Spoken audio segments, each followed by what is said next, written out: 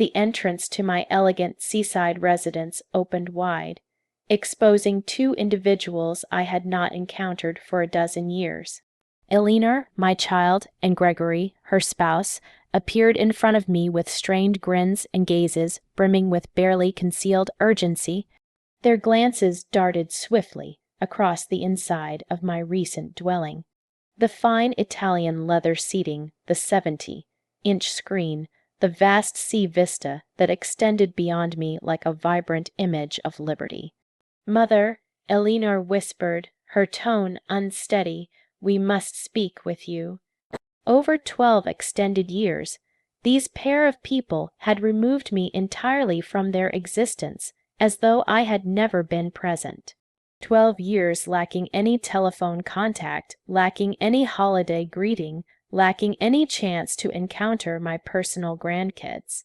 And yet, following my purchase of this several million-dollar property using only funds on hand, they materialized at my entryway like spirits from earlier times, arriving solely after detecting the aroma of wealth. I observed them quietly, registering each aspect of their fatigued look. Gregory attempted to glance past my arm to view additional parts of my coastal haven. Elinor donned a worn-out emerald gown that had endured superior periods, and her artificial leather footwear displayed splits that indicated economic difficulty. Creases of concern etched her brow like channels in arid soil, and her palms shook mildly while she waited for my reply.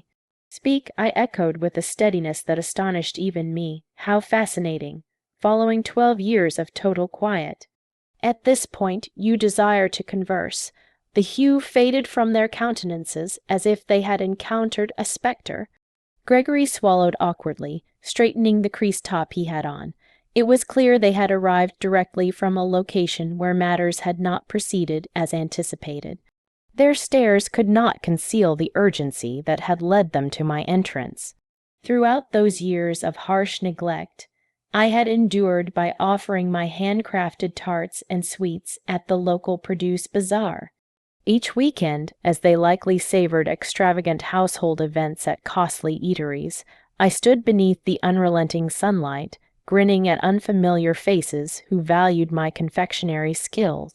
Greater than my own relatives, my palms had become coarse from the ongoing labor. My spine had curved from transporting hefty containers packed with sugary aspirations, yet my self-respect never fully shattered.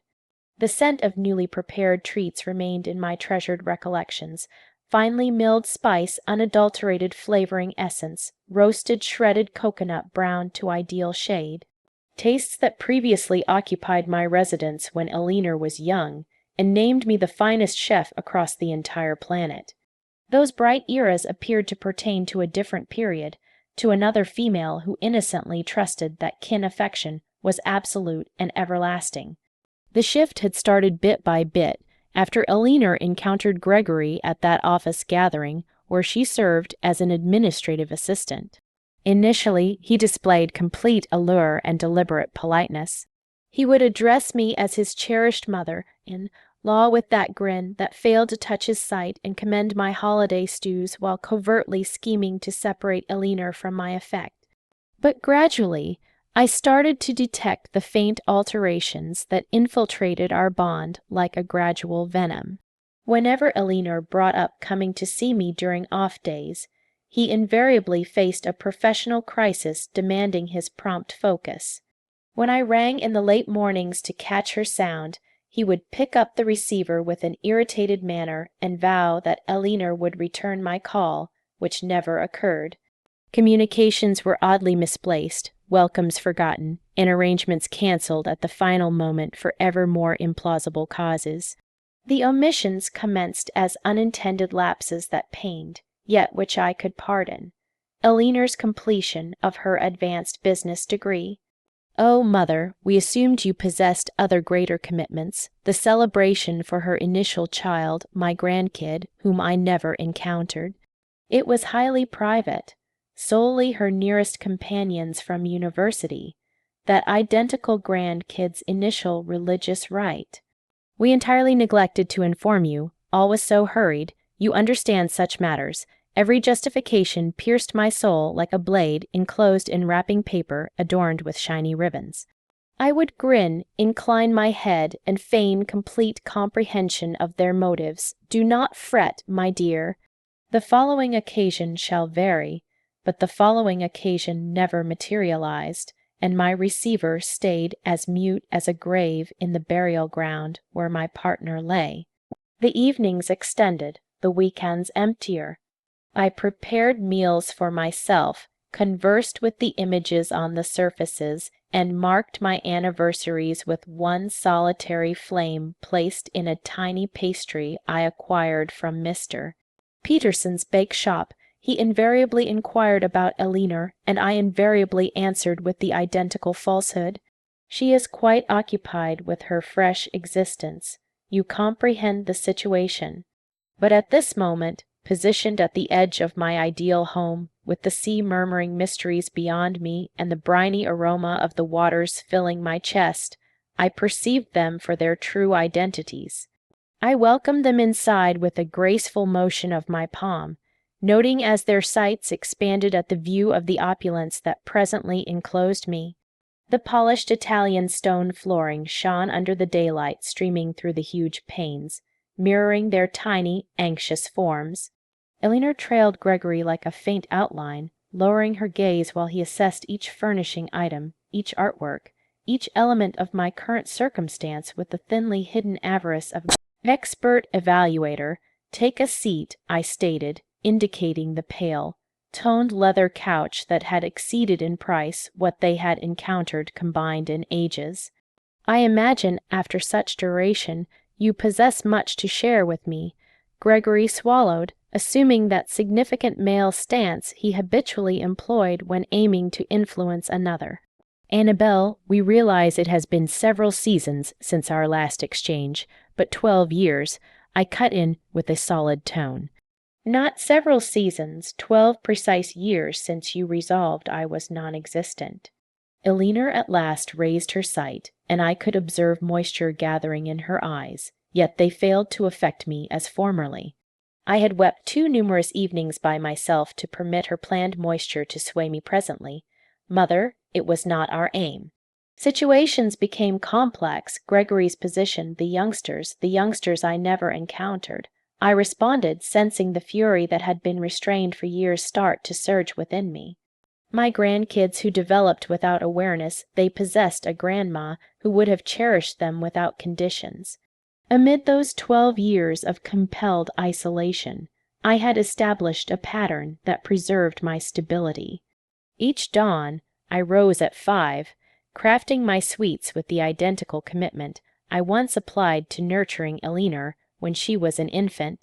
The tart base demanded tolerance. The precise stage of the sugar syrup required ongoing vigilance, and the cooking duration allowed no errors.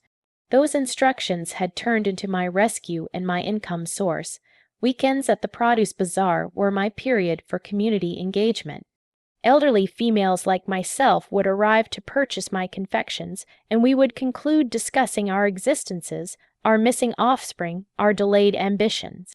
Martha, a 72-year-old bereaved, turned into my advisor without either intending it. She also had been deserted by her offspring after their unions. She also understood the ache of being unseen to those once the core of your world. Offspring believe that after they create their personal household, we guardians cease to count. Martha would inform me as she acquired 3 tarts to deliver to her nearby residence, but when they require aid, then they recall our presence. How accurate that dialogue had proven! Presently observing Elinor twist her palms anxiously, while Gregory inwardly estimated the worth of my fresh existence, I comprehended exactly Martha's implication. The alteration in Elinor had been steady but persistent. In the initial seasons of her union, she still contacted me sporadically, but the dialogues turned routine, packed with uneasy pauses. Gregory was constantly there in the rear, swallowing or inserting remarks that severed our discussions like keen edges. Your mother always possesses some issue, I overheard him state once when Elinor believed she had ended the call. My parent never troubles us with her individual concerns. Her individual concerns. That is how Gregory had categorized my isolation, my innate wish to sustain connection with my soul child, my requirement to belong to her emerging household. All I experienced and required had been diminished to individual concerns that disrupted their flawless wedded existence. The household welcomes started to come less often, until they vanished entirely. Initially, it was the gratitude feast. This season shall be modest, mother, merely the quartet of us, then the winter celebration, the youngsters are unwell. We had best delay it, then the anniversaries, all became intricate with Gregory's occupation. Every justification was paired with vacant vows about a subsequent instance that never arrived. Elinor cultivated a unique ability for rendering each refusal appear logical. Every omission seem brief, every desertion feel as though it were for my benefit. We do not wish you to sense required to attend, mother. You are mature enough to relax and relish your tranquillity.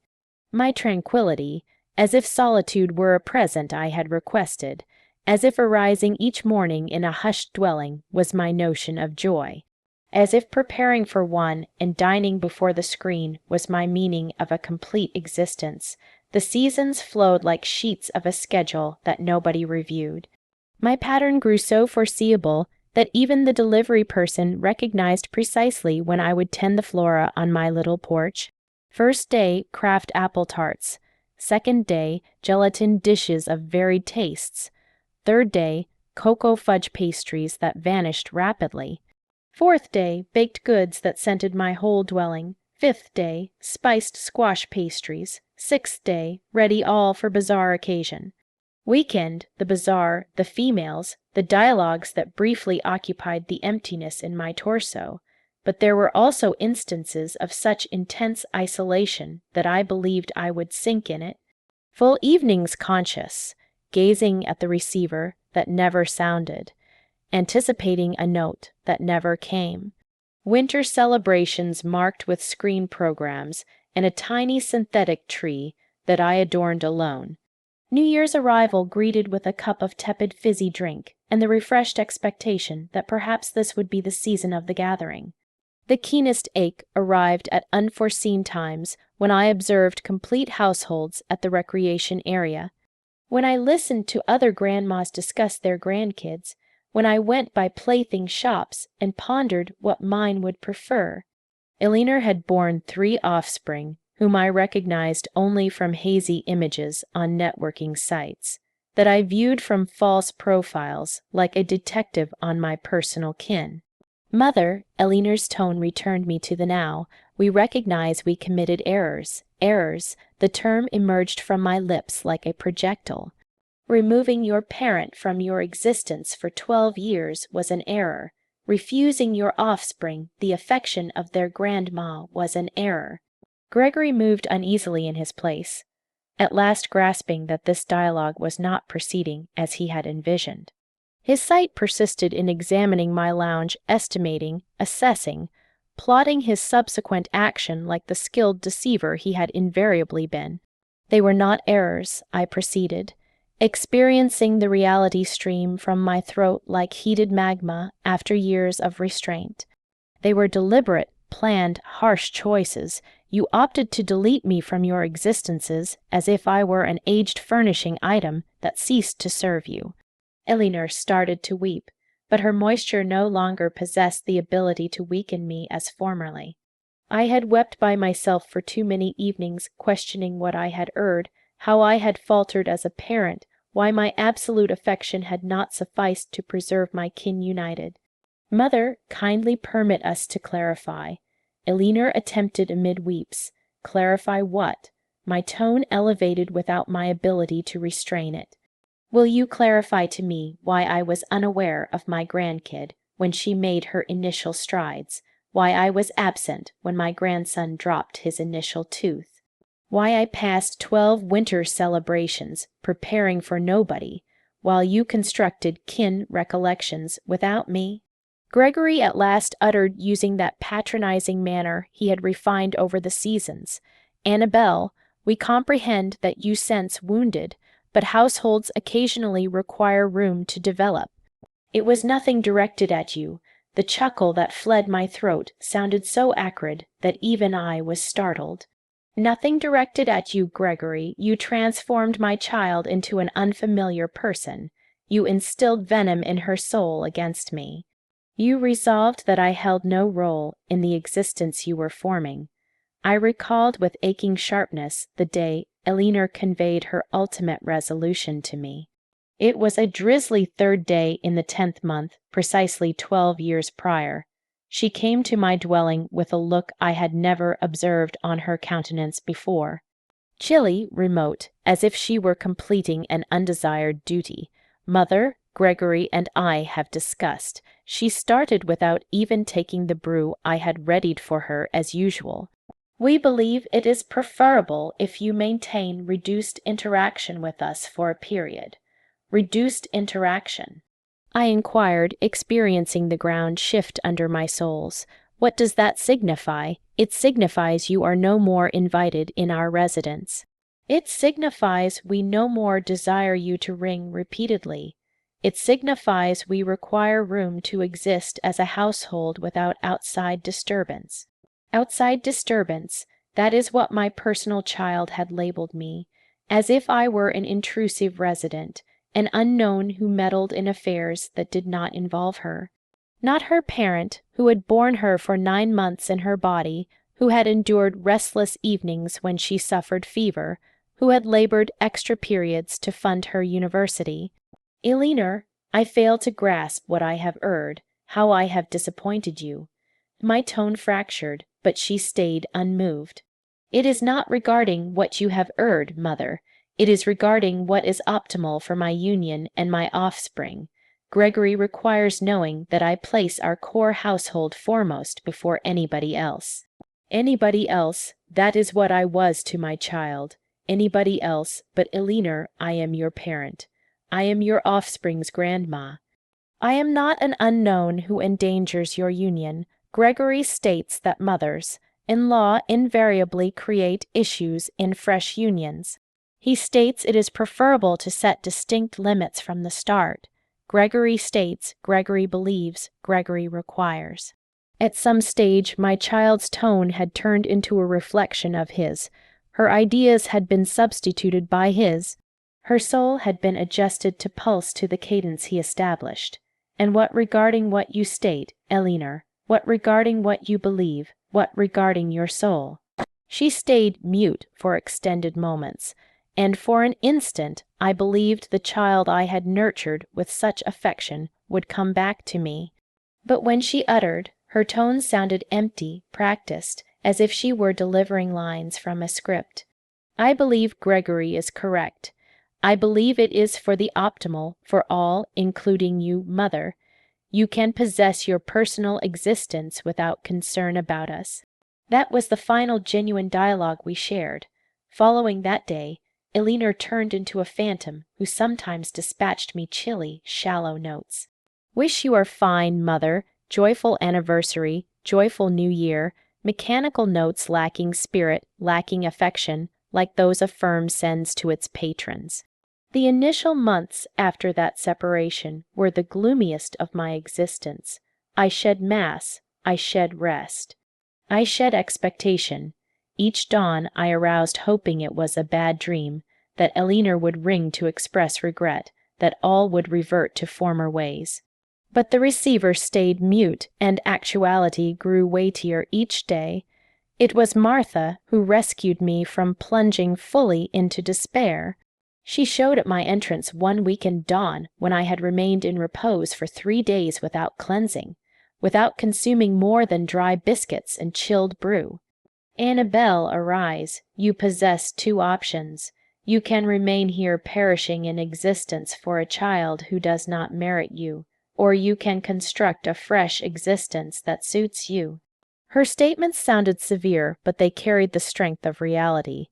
That late morning she assisted me tidy my dwelling, arrange my instructions, and outline my fresh confection enterprise.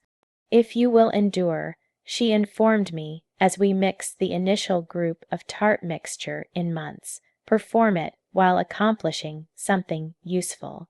And thus my fresh existence commenced gradually, painfully, but with resolve. Each tart I vended was a stride toward sentimental autonomy. Each pleased patron was a minor individual triumph. Each coin I gained was evidence that I held worth, even if my personal child failed to perceive it. Weekends at the bazaar turned into my regular remedy. The females who acquired my confections became my selected kin. We exchanged tales of ungrateful offspring, of unions that split households, of the isolation of being a parent in a culture that discards you when you cease to be practical. My child informs me I am too expressive when I lament that he does not come. A female named Joanna informed me while sampling my fruit gelatin. But it is not expression. It is actual ache. It is the fundamental human requirement to sense cherished and appreciated by those you introduced into the world. Presently seated in my lounge, which exceeded in price all Elinor and Gregory possessed combined, I recalled each moisture, each restless evening, each solitary anniversary, and I observed them. There, tiny and urgent, seeking something from me after having rejected me for over 10 years. So following 12 years of quiet, I stated with a managed tone, what precisely leads you to my entrance. Gregory and Elinor shared a significant glance. At last he swallowed once more.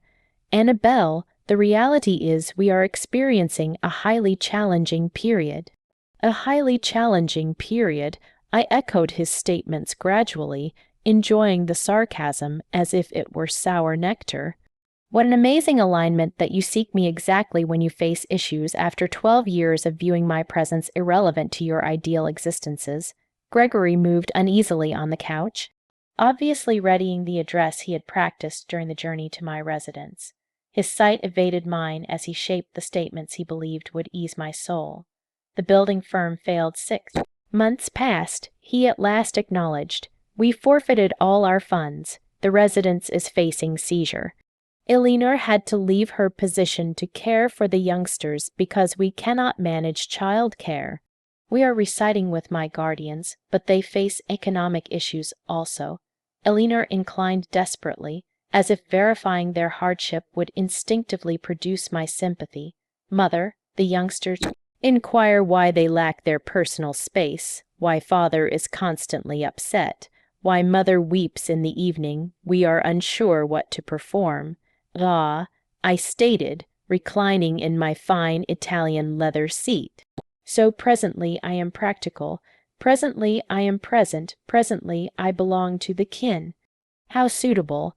Amid those 12 years of exclusion, I had cultivated a unique skill to interpret unspoken meanings, to identify sentimental coercion, to shield myself from individuals who only neared when they required something.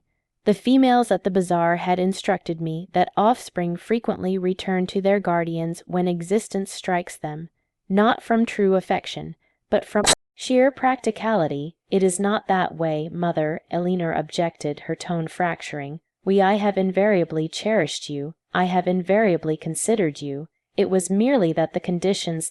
Conditions! I cut her with a grin that failed to touch my sight. Let us discuss conditions, Elinor.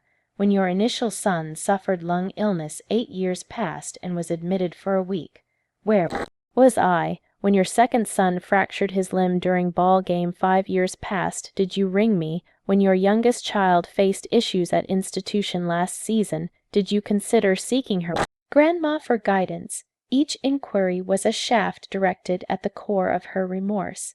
Elinor paled with each because she recognized the response was identical.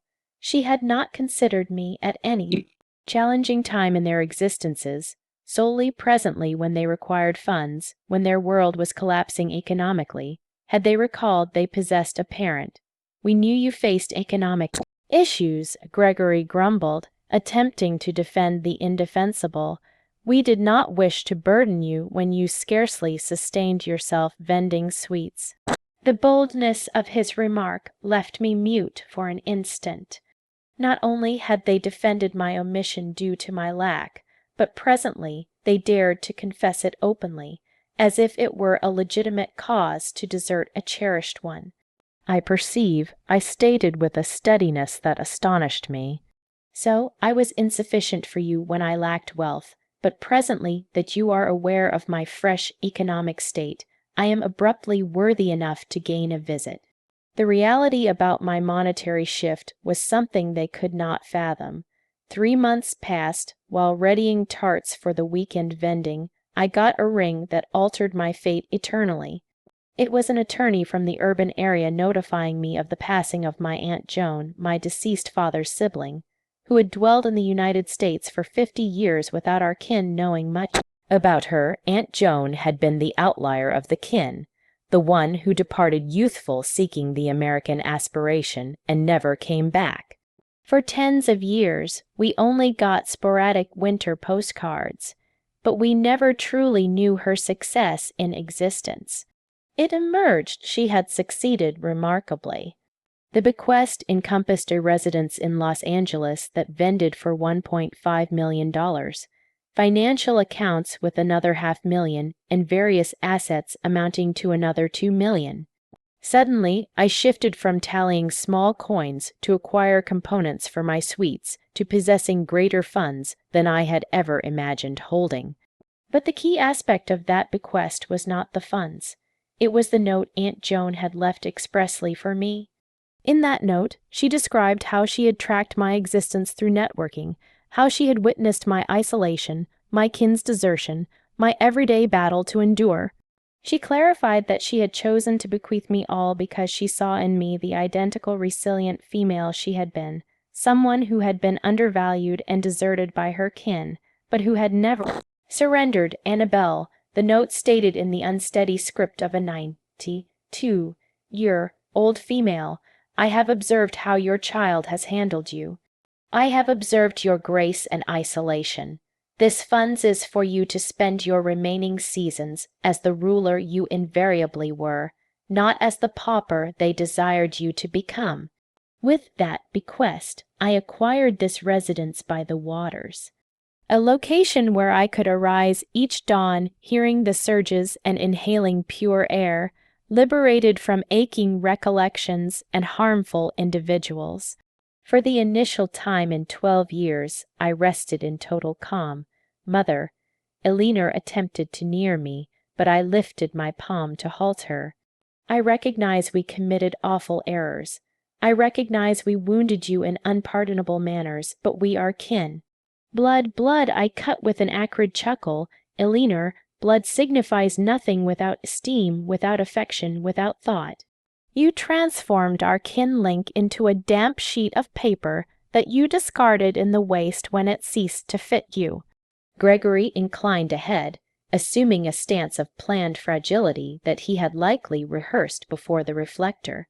Annabelle, we comprehend your ache. We comprehend your fury, but the youngsters are blameless in all this.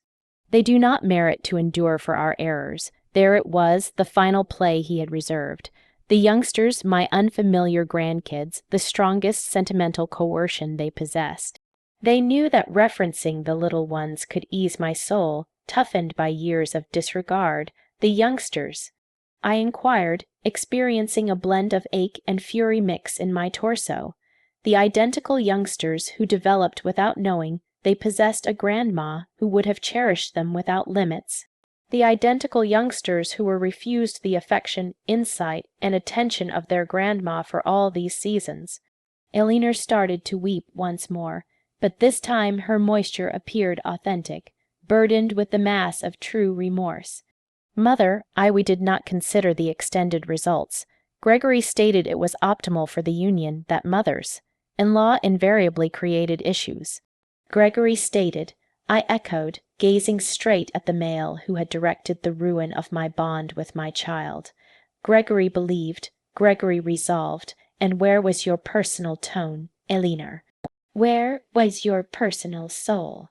My tone became misplaced somewhere between the vows of an ideal union and the dread of opposing my spouse. Elinor confessed with a candor that briefly weakened me. But mother, presently I grasp. All we forfeited. The youngsters inquire why they lack a grandma, because their companions discuss their grandmas, and they know none. Her statements were shafts directly to the soul, but I had learned not to allow ache to obscure my decision. For 12 years, I had imagined this instant Elinor's comeback, the admission of her error, the opportunity to encounter my grandkids, but presently that it was occurring, I grasped it was arriving too delayed and for incorrect motives. Do you know how many of my grandkids' anniversaries I overlooked while you were forming your ideal kin without outside disturbance? I inquired, my tone strengthening with each term. Do you know how many evenings I remained conscious envisioning what their sounds, their chuckles, their traits would resemble? Do you know how many playthings I acquired and kept in a container, awaiting a day that never arrived? Gregory moved nervously, obviously uneasy with the path the dialogue was heading. His scheme of sentimental easing was not functioning as anticipated, and I could observe him inwardly estimating his subsequent coercive action. Annabelle, we comprehend you are wounded, he interjected with that patronizing tone he had refined over the seasons, but presently we can alter all that. The youngsters can encounter you, they can pass time with you, we can exist as a kin once more. A kin, I echoed, enjoying the sarcasm of his terms. You imply the type of kin where the grandma is invited solely when she possesses funds to resolve the issues of careless grown-ups. The residence filled with strained quiet. Through the vast panes, I could observe the sea surges crashing against the stones, an ongoing reminder of my fresh liberty and my earned autonomy. This location symbolized all I had accomplished without them, all I had constructed from the remains of my desertion. Amid these 3 months dwelling by the waters, I had cultivated an entirely fresh pattern. I aroused each dawn to the noise of gulls, not to the mute cry of isolation. I readied my brew in a cooking area fitted with the finest devices, not in the modest area where I used to count each coin for essential components. I strolled along the shore at dusk, sensing the grains between my digits and the briny breeze in my locks, liberated from the sentimental burden I had borne for seasons. I had also begun assisting other mature females who, like me, had been deserted by their kin. Martha had relocated to a dwelling near my residence, and together we had formed a minor aid circle for females in comparable circumstances. On midweek late mornings, we would assemble in my lounge to exchange tales, sentimental endurance approaches, and naturally, my handcrafted sweets. Liberty, Martha had informed me during one of those gatherings, is grasping that you do not require the consent of those who wounded you to be joyful. Her statements had echoed in my soul like a chime of reality. The initial time in tens of years I was existing for myself, not awaiting rings that never came, not preparing for offspring who did not come, not imagining kin gatherings that existed solely in my mind. Mother, Elinor neared the side of my seat, her sight crimson from weeping. I know I do not merit your pardon. I know I do not merit another opportunity, but I vow on my offspring that if you assist us presently, matters shall vary. I shall vary. Vary how? I inquired, maintaining my tone chilly and managed. Vary until you resolve your economic issues and cease requiring me. Vary until Gregory resolves again that I am a disturbance in his ideal union. Gregory rose suddenly, at last revealing his authentic character when he grasped his coercion approach was not functioning. Observe. Annabelle, I comprehend you possess grudges, but the actuality is that we all commit errors in kin. The key is to advance, not to remain fixed in the prior. His remark was like a strike to the countenance. After 12 years of intentional desertion, he dared to reduce my ache as remaining fixed in the prior, as if my endurance were a capricious selection rather than a direct outcome of their harsh deeds. Advance. I rose from my seat, experiencing all my grace ascend like a metal structure. Gregory, I have already advanced. I constructed a fresh existence without you. I discovered calm without your attendance. I uncovered my value without your approval. Elinor concealed her countenance with her palms, weeping with an urgency that would have fractured my soul seasons past. The soul they had known had perished gradually over 12 years of apathy, and had been reborn as something tougher, smarter, more particular with its affection. You fail to grasp, do you? I proceeded, moving toward the pane overlooking the sea. You arrived here anticipating to discover the identical fractured female you deserted 12 years past. You anticipated to discover someone so eager for kin affection that she would pay any cost for a few bits of care. The reality was that during the initial seasons after their desertion, I would indeed have paid any cost. I would have risked my spirit for a ring from Elinor. I would have vended all I possessed for a late morning with my grandkids. I would have pleaded for pardon for wrongs I never did just to belong to their existences again. But duration and ache had instructed me precious lessons about self-affection and individual grace. The late mornings with Martha and the other females had shown me that kin desertion was more usual than I believed, and that enduring it was not only feasible but could be the start of a more genuine and fulfilling existence. For seasons I faulted myself. I confessed, still gazing out at the sea. I believed I had faltered as a parent, that I had been too intrusive, too available, too affectionate. I tormented myself, seeking the precise instant I forfeited my child. I turned to face them straight, and I could observe how my terms were impacting them in varied ways. Elinor appeared truly crushed, as if she were at last grasping the scale of the harm they had inflicted. Gregory, conversely, displayed marks of restlessness and annoyance, obviously estimating whether it was worth while persisting with this approach, or if he should attempt another method. But ultimately I grasped the reality. I proceeded. I did not forfeit my child because of something I erred. I forfeited her because she selected a male who viewed having an available mother-in-law a danger to his weak manhood. I forfeited her because she prized her spouse's consent more than her parents' affection. Elinor rose, unsteady as if my terms were bodily strikes. Mother, it is not that way. I never ceased cherishing you. I just became bewildered. Gregory caused me to trust it was for the optimal for all. Gregory coerced you. I rectified her, but you permitted him to perform it. You selected to trust his falsehoods because they were easier than protecting your parent.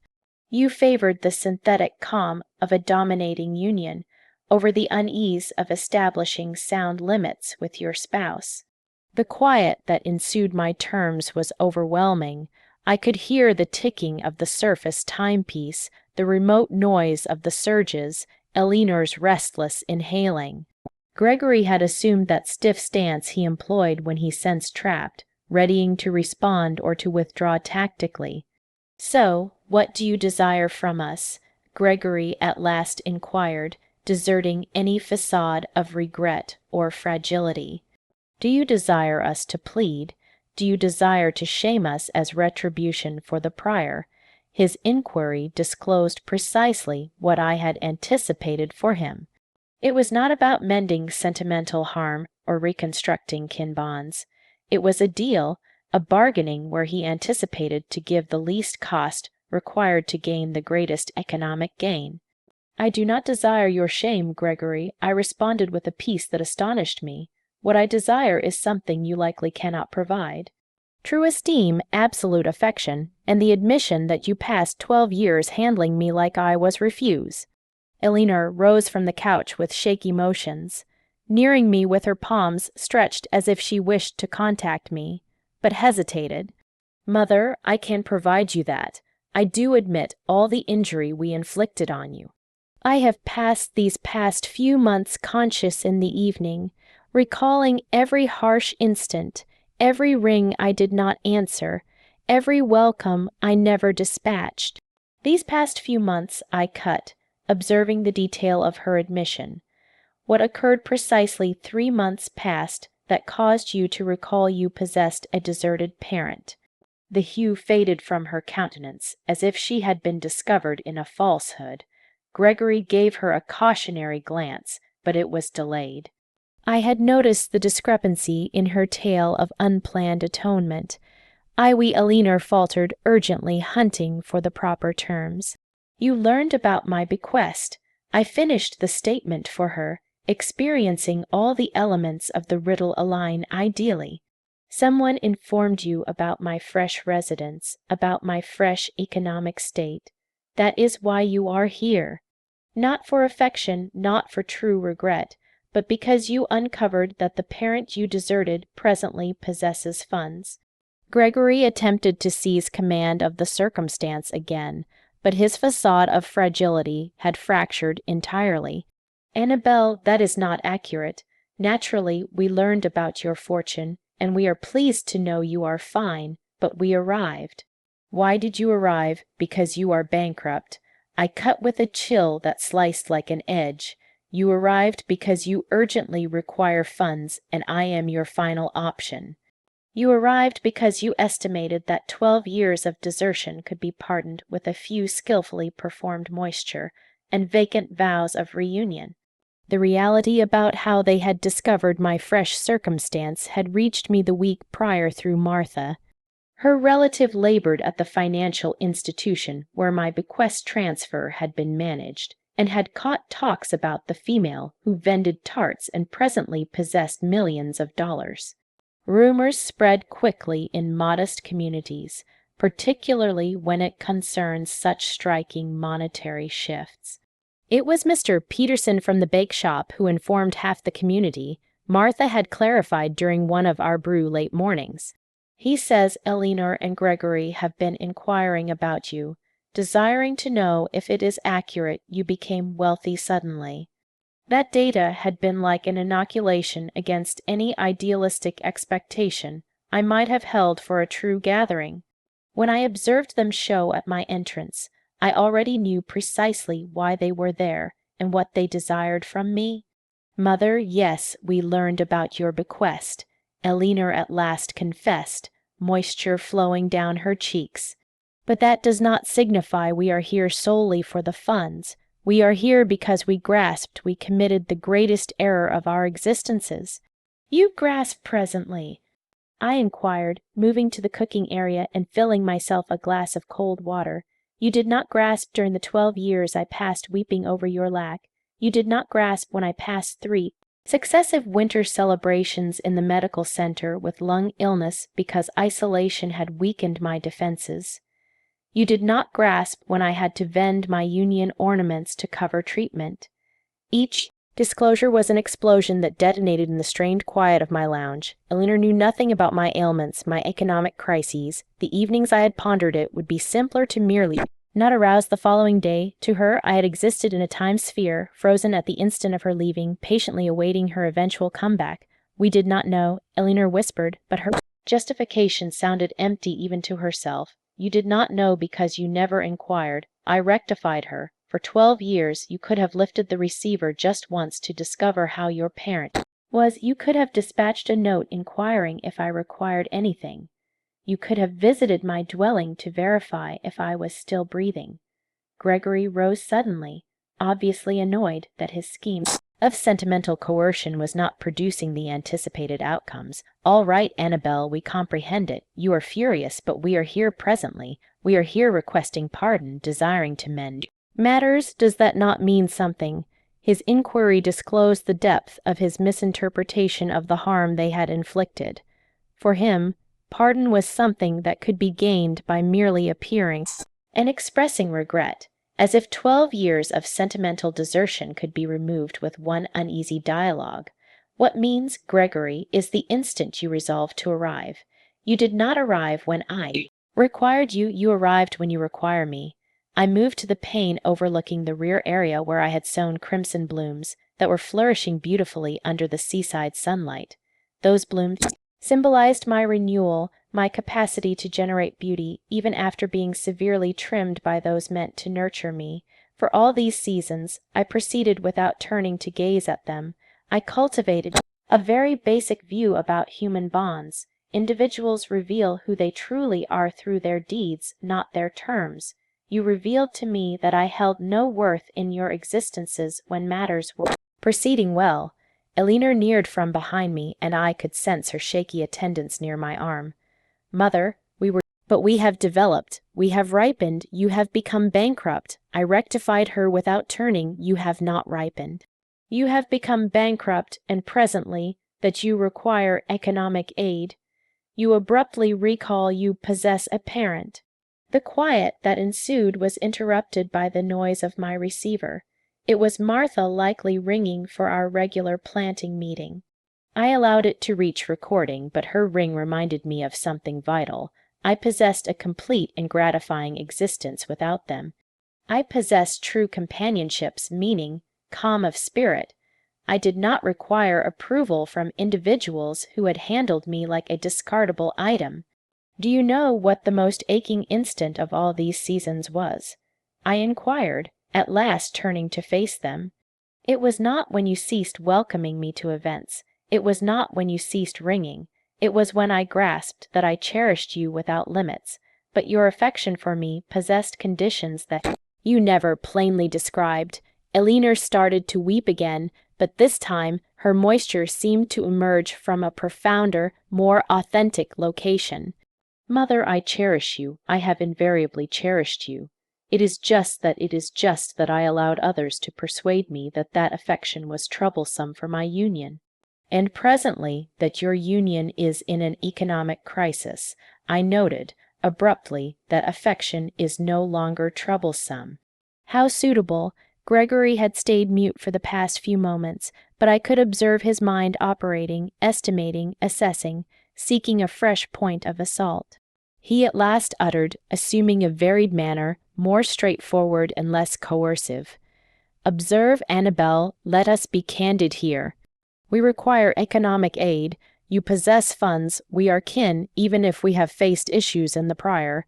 Is it not usual for kin to aid each other in challenging periods? His raw candor was nearly invigorating after so much inadequately performed sentimental coercion. At least presently, we were conversing plainly about what they truly desired from me. It is intriguing that you reference the idea of kin aiding each other. I responded with a grin that was anything but cordial. Where was that kin view when I was laboring 14-hour days vending sweets to endure? Where was that kin unity when I had to select between acquiring treatment or nourishment? Do you know what is the most lamentable aspect of all this?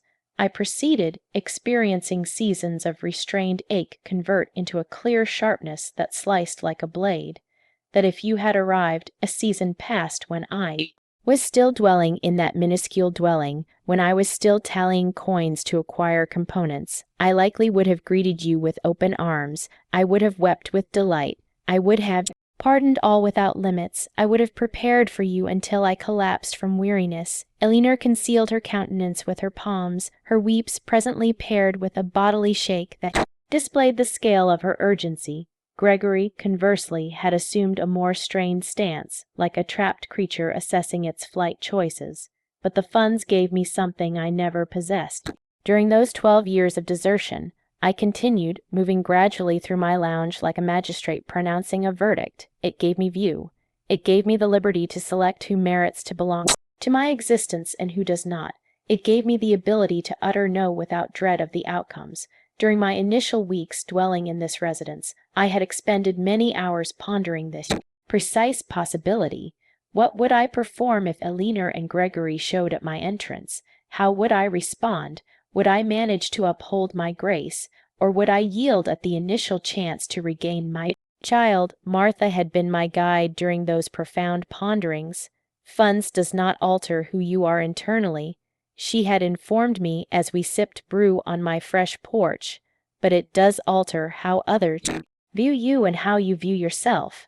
The inquiry is, will you utilize that fresh view to be smarter or to commit the identical sentimental errors of the prior? Her statements had been accurate. Presently facing the precise situation we had conversed, I grasped that the funds had indeed altered me, but not in the manner Elinor and Gregory anticipated. It had not rendered me more giving with those who had wounded me. It had rendered me more particular with who merited my duration and my sentimental strength. Mother, Elinor attempted to near me once more. I comprehend your fury. I comprehend your ache. but do you not believe everyone merits another opportunity?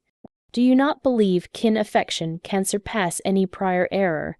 Another opportunity, I echoed, enjoying the sarcasm of her terms. Elinor, you possess thousands of chances over 12 years to correct your error. Every day you aroused was a chance to ring your parent. Every anniversary, every winter celebration, every Parents' Day was a chance to recall that you possessed a kin that cherished you without limits. Gregory moved restlessly, obviously estimating whether he should interject or allow Elinor to persist with her approach of sentimental plea. His sight persisted in examining my residence, assessing, estimating, likely calculating how much funds he might require to resolve his issues and how much they could request from me without appearing too avaricious. The distinction between another opportunity and 100th opportunity, I proceeded, is that other opportunities are granted from affection. 100th opportunities are granted from urgency. You are not here for affection. You are here for economic urgency. Elinor drooped onto the couch as if my terms had been bodily strikes. You are correct, she whispered in a fractured tone. You are entirely correct. We are awful deceivers. We are self-centered. We are all you state we are. Her admission of remorse might have been touching if it had not been paired with the clear anticipation that acknowledging her errors would instinctively lead to my pardon and, more crucially, my economic aid. Acknowledging your errors is solely the initial stage, Elinor. I clarified with the tolerance of an instructor clarifying basic ideas to a delayed learner. The second stage is accepting the outcomes of those errors. And the outcomes of deserting your parent for 12 years do not vanish just because you require funds presently. I moved to the cooking area and began brewing brew, not because I wished to extend this visit, but because I required an instant to handle the surreal nature of the circumstance. After so many seasons dreaming of this gathering, the actuality was much chillier and more estimated than I had pictured. While the brew was preparing, I could hear pressing murmurs between Elinor and Gregory in the lounge. I could not discern the precise terms, but the manner was plainly one of planning and bargaining. They were readjusting their method, seeking fresh points of coercion. I came back with a platter holding a lone cup of brew. I seated in my preferred seat and sipped gradually, watching them like a researcher examining samples in a lab. Are you not going to provide us brew? Gregory inquired, plainly annoyed by my absence of conventional welcome. No, I responded plainly, this is not a community visit. This is a bargaining, and in bargainings, welcome implies equal standings. We are not in equal standings. Elinor appeared truly wounded by my chill, but Gregory displayed a look of hesitant admiration, as if he were at last grasping that the female before him was not the identical one they had deserted. 12 years passed, all right, Gregory stated, assuming a more straightforward manner. Let us converse plainly. We require $100,000 to rescue the residence and begin anew. We know you possess funds. We know we are kin. What do you require to hear to aid us? His inquiry was so deal-like, so lacking true sentiment that it nearly caused me to chuckle. He had diminished 12 years of kin desertion to a simple commercial bargaining. What enchanted terms did he require to utter to reach my funds? What I require to hear? I responded after an extended sip of brew, is the reality about why you truly omitted me from your existences, not sweetened versions about youthful errors or outside sways. The actual reality, Elinor and Gregory shared meaningful glances. It was evident they had readied several versions of their tale, but none had encompassed the raw candor I was requiring. The reality, Elinor whispered, is that Gregory persuaded me that you were troublesome for our union. Troublesome how? I pushed, not permitting her to conceal behind vague terms. Gregory assumed the floor, likely grasping that Elinor's sufferer approach was not functioning. I believed you were too available, too vocal. I believed you meddled in our choices as a pair. Meddled how? I persisted to push, resolved to draw the entire reality. You invariably possessed proposals on how to nurture the youngsters, on how to manage funds, on where to dwell. Gregory confessed with a candor that likely pained him bodily, and Elinor invariably heeded you. She invariably weighed your view before mine. There it was, the bare reality. Gregory had viewed my parental sway as a danger to his complete command over Elinor. He could not endure the notion of his spouse possessing a source of insight, an aid independent of him. So, you removed me because I symbolized an alternate tone in Elinor's existence. I outlined. You removed me because my absolute affection for my child endangered your requirement to be her only source of approval and guidance. The quiet verified my examination. Elinor at last raised her head, her sight reddened, but with a look of delayed comprehension. Mother, presently I grasped that Gregory is incorrect. I grasped that I require your tone in my existence. I grasped that I committed the greatest error of my being by selecting to satisfy him over respecting our bond. Her terms sounded authentic, but they arrived 12 years delayed and in the incorrect setting. It was simple to admit errors when the outcomes of those errors were ruining you economically. You grasp presently that you require my tone in your existence. I echoed her terms gradually. But you particularly require my tone to utter yes to a credit of $100,000. Elinor recoiled at the precise accuracy of my note. Gregory, on the contrary, appeared annoyed by my refusal to accept the story of atonement they had so meticulously built. Annabelle, enough with the mental plays. He at last burst, revealing his authentic character for the initial time that late morning. We comprehend it. You are furious. We comprehend it. We committed errors, but we are here presently, requesting aid, prepared to compensate. What more do you desire? His explosion was precisely what I had awaited. The instant the facade of fragility would collapse entirely and disclose the commanding, coercive male he had invariably been, the identical male who had persuaded Elinor that parents' affection was a danger to her union. What I desire, Gregory, is something you will never manage to provide me. I responded with a calm that contrasted sharply with his restlessness. I desire 12 years of my existence returned. I desire to have known my grandkids since they were infants. I desire to have been there for their initial strides, their initial terms, their initial days of instruction. I rose from my seat and moved to a shelf where I stored the few kin images I had preserved from my earlier existence. I selected one specifically, Elinor at 5 seasons, grinning with no front teeth, embracing my limb with pure worship in her sight. This young girl cherished me without limits. I stated, displaying them the image. This young girl named me her closest companion, her champion, her preferred individual across the entire planet. What occurred to this young girl, Elinor?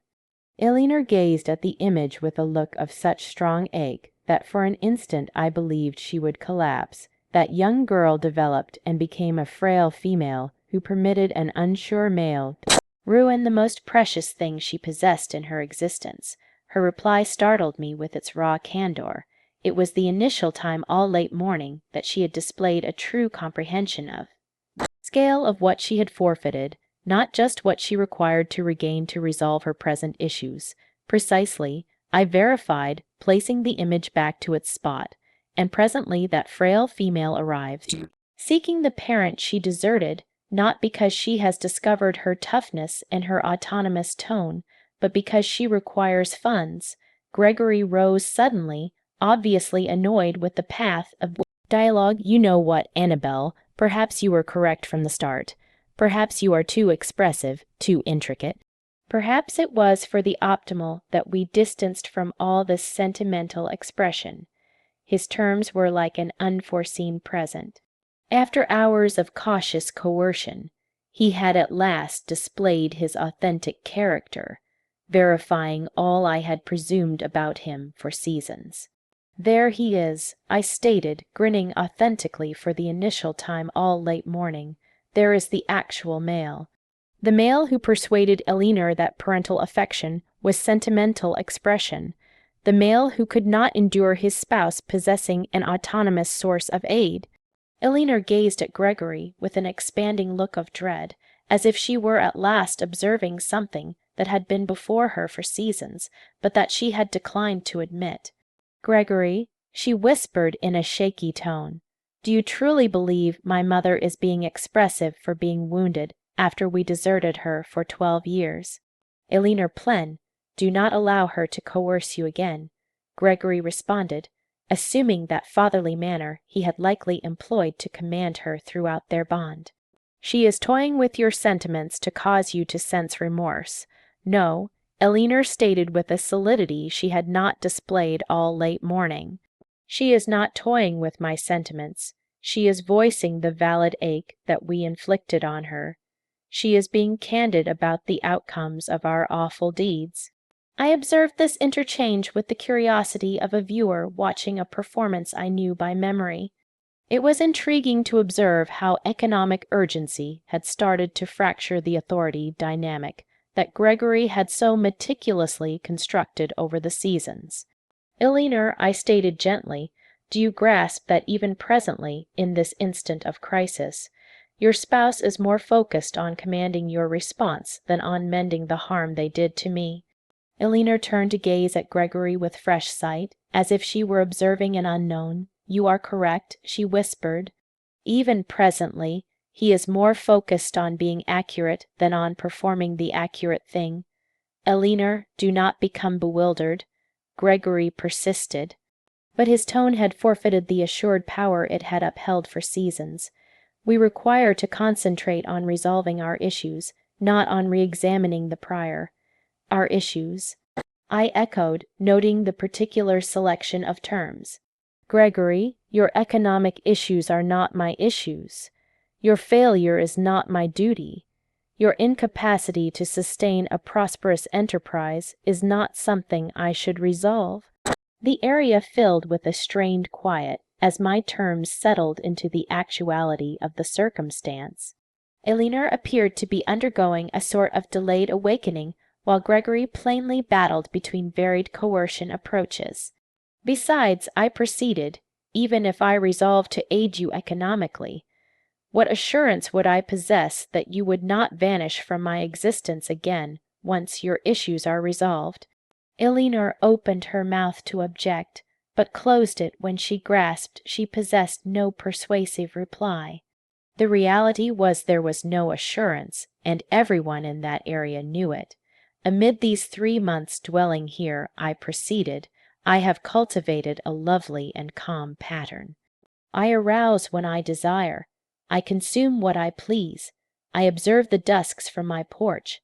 I peruse books I invariably desired to peruse. I assist other females who have undergone experiences comparable to mine. I near the pain again, watching the surges that crashed rhythmically against the stones. I have uncovered that calm of spirit is invaluable. I have learned that selected solitude is vastly superior to harmful companionship. Mother, Elinor neared from behind, her tone scarcely a murmur. What do I must perform to gain your pardon? What do I must perform to regain your affection? I turned to face her, observing in her sight an urgency that extended beyond the economic crisis. For the initial time, she appeared to be grasping that she had forfeited something much more precious than funds or property. "Elinor," I stated with a profound sadness I had not anticipated to experience, "my pardon is not available for purchase, and my affection was never forfeited. The issue is that you transformed our bond into a commercial deal the day you resolved I was only precious when I was practical to you." Gregory, observing that he was forfeiting command of the circumstance, attempted one final urgent method. "Annabel, if you do not aid us, the youngsters are going to endure. They are going to forfeit their residence. They are going to must alter institutions. They are going to dwell in lack. Can you truly rest calmly knowing that your personal grandkids are enduring?" His ultimate plea was the play he had reserved for the final instant, remorse linked to the welfare of the youngsters. It was an estimated approach to contact the most delicate point of any grandma. Gregory, I responded with a peace that astonished me. The youngsters are going to endure because of the careless choices of their guardians, not because of my refusal to save them from the outcomes of those choices. You formed this crisis, did you not? Not me. Eleanor started to weep again, but this time her moisture seemed to emerge from a profounder comprehension of what she had truly forfeited over all these seasons. The youngsters are going to endure, I proceeded, experiencing each term suspend in the air like an ultimate verdict. But they are going to endure the outcomes of possessing guardians who prioritized arrogance over kin affection, who selected command over link, who viewed funds more vital than bonds. Eleanor fully slumped onto the couch, weeping with a strength that would have fractured my soul seasons past. But the soul that pulsed in my torso presently had been shaped in the blaze of 12 years of desertion, and had emerged tougher, smarter, more particular. "Mother," she murmured through her moisture, "what can I perform? Inform me. What can I perform to mend this?" "Eleanor," I responded with a profound but calm sadness, "some matters in existence cannot be mended. Some choices possess lasting outcomes. You resolved that I was not precious enough to retain in your existences when all was proceeding well. You cannot anticipate me to presently view you precious enough to save you when all is proceeding wrong." Gregory rose with abrupt motions, his annoyance at last spilling into pure fury. "You know what, Annabelle?" "You are correct. You were in error from the start. You were an ongoing disturbance in our union. Eleanor is superior without your expression, without your ongoing requirement for focus, without your sentimental coercion." His terms were like an ultimate present of sharpness. After hours of facades and coercion, he had at last displayed his true core, a male so unsure that he required to separate his spouse from all sources of affection and aid to sense powerful. "Thank you, Gregory," I stated with an authentic grin. "Thank you for verifying precisely who you are and why I made the accurate choice by not aiding you." Eleanor gazed at her spouse with a look of dread and delayed comprehension. "Gregory, did you truly just label my parents' valid ache expression? Did you truly just verify that you coerced me to reject her?" "Eleanor, do not allow her to bewilder you with her mental plays," Gregory persisted, but his tone had forfeited all power. "We require that funds. We require to rescue our kin." "Our kin," I echoed, moving toward the front entrance, "was ruined 12 years past when you resolved that a cherishing mother-in-law was more perilous than sentimental failure. Presently you are harvesting what you planted." Eleanor rose unsteady, following me to the entrance with unsure strides. "Mother, kindly, I vow if you aid us presently, all shall vary. I shall vary. I shall establish limits with Gregory. I shall protect our bond." "Eleanor," I stated, placing my palm on the entrance handle, "you are vowing to vary under severe economic strain. You are vowing alterations you have not succeeded in making in 12 years of union. Why should I trust that this crisis will magically transform you into superior individuals?" Gregory neared, assuming a more forceful stance. "Annabelle, you are going to regret this choice. We are going to inform the entire community how you deserted your personal kin in their period of requirement. We are going to ensure everyone knows what type of parent you truly are." His danger was so foreseeable, it nearly caused me to chuckle. It was the final urgent play of a coercer who had forfeited all his power, the danger of ruining my community's standing. "Gregory," I responded with a calm that visibly weakened him, "the community already knows precisely what type of parent I am. They know that for 12 years I labored to the point of depletion, vending sweets to endure. They know I never uttered ill of you despite your desertion. They know I upheld my grace even in lack. I opened the entrance wide, experiencing the sea wind fill my residence with fresh, cleansing air. What they are going to uncover presently is what type of offspring and son-in-law you are. They are going to uncover how you handled a cherishing parent for 12 years, and how you only appeared at her entrance when you required funds. Elinor halted at the edge, turning to gaze at me one final time. In her sight, I observed something I had not observed in seasons. Esteem blended with ache, with regret, with a delayed comprehension of what she had forfeited. "Mother," she whispered, "I hope one day you can pardon us. I hope one day we can discover a path to cure all this harm." "Elinor," I responded with a sadness that covered tens of years of ache, "pardon is not about overlooking the prior. It is about liberating yourself from the mass of bitterness. I have already liberated myself. What you require is not my pardon. It is to learn to exist with the outcomes of your choices." Gregory departed first, plainly enraged and overcome. Elinor followed him gradually, turning back multiple times as if she wished to utter something more, but the terms never emerged. I observed them move to their age-damaged vehicle, their tiny, unimportant forms against the background of the endless sea. After 12 years, they had at last departed my existence in the identical manner they had entered it, seeking something for themselves without providing anything authentic in exchange. I closed the entrance softly and came back to my lounge where the quiet felt like a gift. There were no yells, no coercion, no sentimental expression, just calm. I filled myself a glass of pale wine that I had reserved for a unique event and went out to my porch. The sunlight was starting to descend, coloring the sky in hues of gold and rose that mirrored on the serene surges.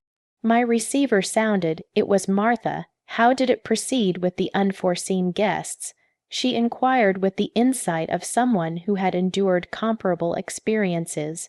"Precisely as we anticipated," I responded, sipping wine and experiencing calm settle into my frame. "They arrived for funds, not for affection. They verified all we already knew about them. And how do you sense?" I pondered her inquiry as I observed a gull soar elegantly over the surges. "I sense liberated, Martha. I sense entirely, absolutely liberated. That evening after the ring with Martha, I strolled along the shore under the celestial bodies, the cool grains between my digits, the steady noise of the surges, the immensity of the sea extending to the edge. All reminded me that I had selected an existence of calm over an existence of harmful kin intricacies. In the ensuing days, report of Elinor and Gregory's visit spread through the community as I had foreseen, but the responses were the precise reverse of what Gregory had anticipated. The females at the bazaar voiced their backing, many exchanging comparable tales of offspring who only showed when they required funds. "You performed the accurate thing, Annabelle. Mr. Peterson from the bake shop informed me when I went to acquire loaves a week later. A parent who esteems herself instructs her offspring to esteem her also. 2 months later, I got a note from Elinor. It was basic, without coercion, without demands. "Mother, I am in counseling. I am learning about harmful bonds and sound limits. I hope that one day, when I am truly prepared to be the child you merit, you might consider knowing me again. I cherish you." I did not respond instantly. Instead, I preserved the note and persisted with my fresh existence, my dawns of planting, my late mornings aiding other mature females, my evenings in thoughtful solitude. Perhaps one day Elinor would truly discover her autonomous tone. Perhaps one day she would learn to establish sound limits with Gregory. Perhaps one day we could construct a bond based on shared esteem instead of urgent requirement. But until that day, if it ever arrived, I would persist to exist my complete and graceful existence, enclosed by the endless sea, which reminded me daily that some flows are too powerful to be altered, and that insight lies in learning to sail calmer waters. The funds had provided me many things, but the most precious was not the residence or the comforts. It was the capacity to select who merited my duration, my strength, and my affection, and I had selected wisely. If you enjoyed my story, you can support me by sending a super thanks so I can write more stories like this. Thanks a lot in advance. What about you? What would you do in this person's shoes? I'd really love to hear your thoughts, so drop them in Comments, I'm always curious to know what you think. Oh, and let me know where you've heard this story. If you want to hear more life stories like this, like the video and subscribe to my channel.